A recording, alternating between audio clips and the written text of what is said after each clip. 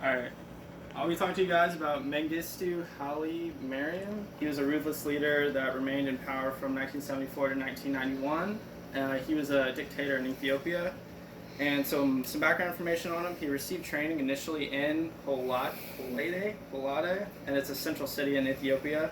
And then furthermore, he received training from the United States, and he got training in officer training there. So how he rose to power, he rose through the ranks of the military after he received his officer training, and then he began to incite rebellion against Haile Selassie, who was the current leader at the time. He was leading through infrastructure of monarchy, and so the more he incited rebellion, he became the chairman of what's called the Coalition of Revolutionary Soldiers, called the Derge. So this coalition then, alongside a bunch of other revolutionary coalitions, began to overthrow the monarchy. However, the Derge was the first to seize power. So once this monarchy was overthrown, the Derge became the new council of the Ethiopian government, and that's known as Provisional Military Administrative Council, also known as PMAC.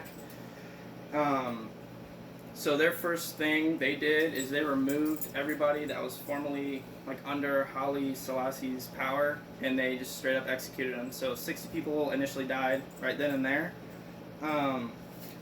So after that, Mengistu was named chairman of PMAC, and because he was the leader of it, and this inevitably made him dictator of Ethiopia, because in that type of structure of government, the military typically controls the people. So PMAC had central control of the government through military force, and this followed something we talked about earlier in class called in the Dictator's Handbook, because he basically knew what he was doing getting into it, and he eliminated a formal coalition that was gonna show opposition to his rule.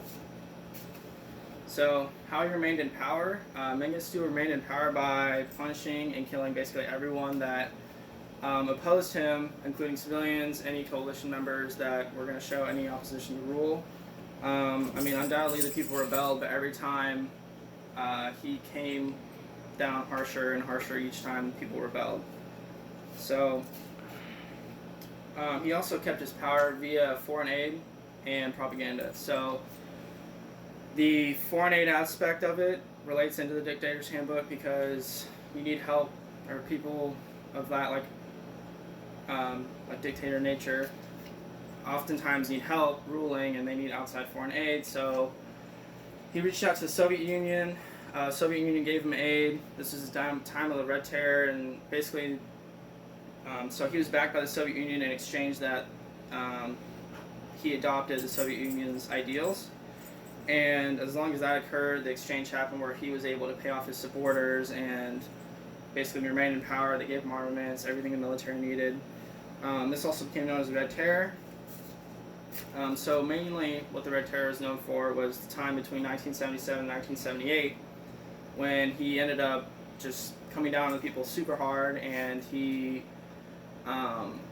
produced a lot of famine, killed a lot of mass killings. Basically, people just got sick of it. However, he kept in power by remolding the Constitution in 1978 after that era occurred, and basically that just allowed him to reroute the power back to him.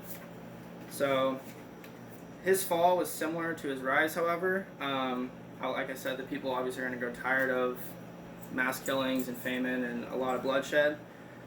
So the Ethiopian People's Revolutionary Party, also known as EPRP, was a similar thing as the Derge, as I recently talked about. So they rose up and overthrew PMAC, and with that, it caused Mengistu to basically flee to Zimbabwe, and he took his coalition with him, and basically he got trialed in 2007 or something, and he's still awaiting his sentence. So In conclusion, Mengistu was a harsh leader that killed around 1.5 million people overall during his rule, which is pretty harsh. I mean, most of it occurred through the 1977-1978 range, that Red Terror range.